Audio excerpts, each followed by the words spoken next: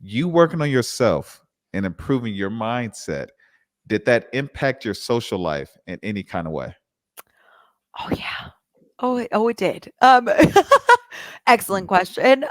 So I really don't think that I don't necessarily believe that everything happens for a reason, because there's some really dark things that happen in the world. mhm, However, I do believe that you can find a reason for everything. And I do think that there are people that we connect with, and they're meant to be in our lives for certain periods of time. And I also think that it might not be forever.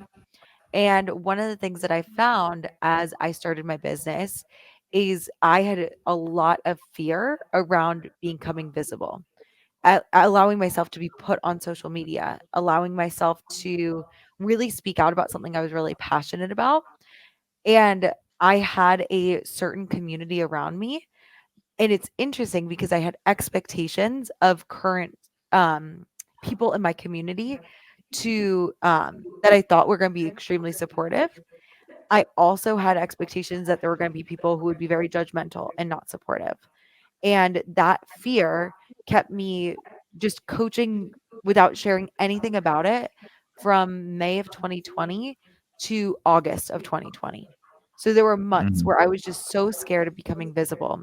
And to come back to your point of connections and relationships, one of the things that happened for me is the people who I actually expected to be more supportive, there were some people that I expected to be supportive, like my family and some of my really close friends that stayed that way, and it was wonderful, and it just developed our relationship to the next level.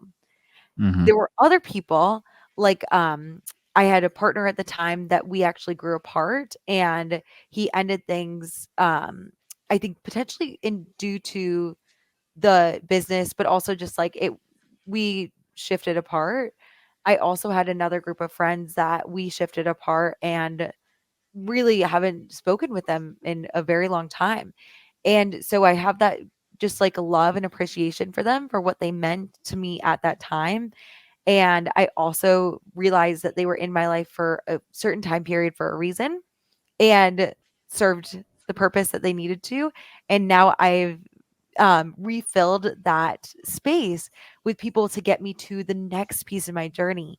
And that's one of the beautiful things about it is that, like, even though it could feel really un- there's like just a dissonance, there's an uncomfortable nature to having people that you love, especially for someone who like loves humans. And I just want to Mm. have all the relationships and friendships. I And you want to realized help. You want to I help them. You love oh them. always. And Yeah. I just like, that was an interesting shift that I wasn't expecting, is that the close people, some of them actually shifted out of my, inner circle entirely, shifted in different ways.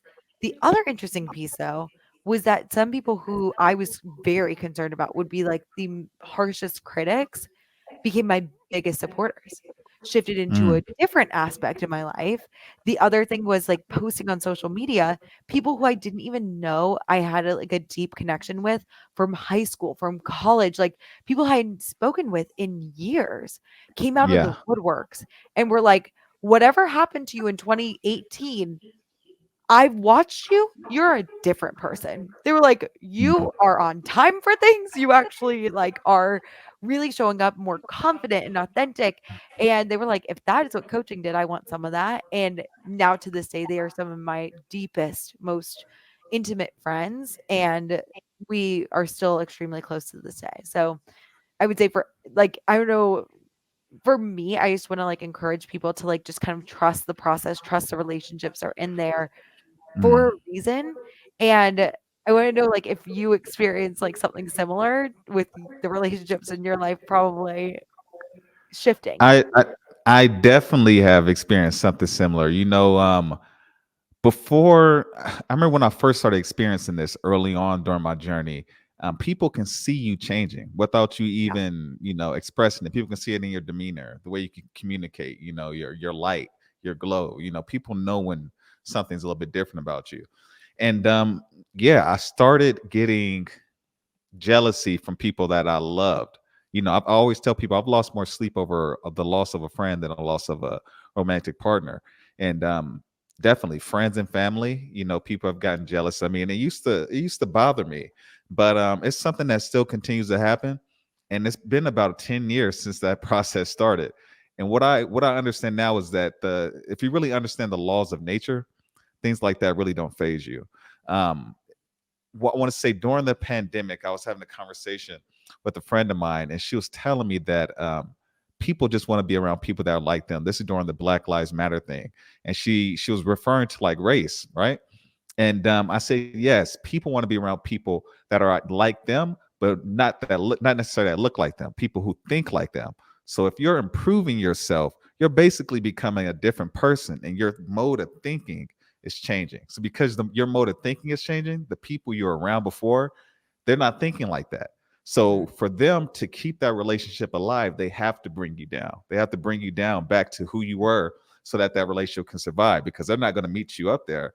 But if you continue to work on yourself, it's just natural that you're going to continue to learn more things. You're going to become a different version of yourself consistently. And then during that process, you're going to meet some people, you're going to lose some people, you're going to consistently grow.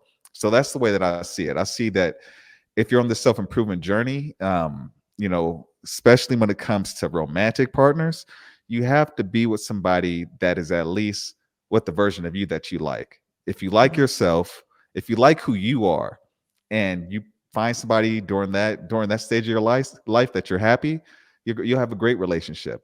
But if you're down and out, you really don't like the position you're in life, you don't like the way you look necessarily, and then you find somebody that falls in love with that version of you, and then you start working on yourself, then you're going to be in the danger zone, because they're not looking for the healthy, motivated version of that person.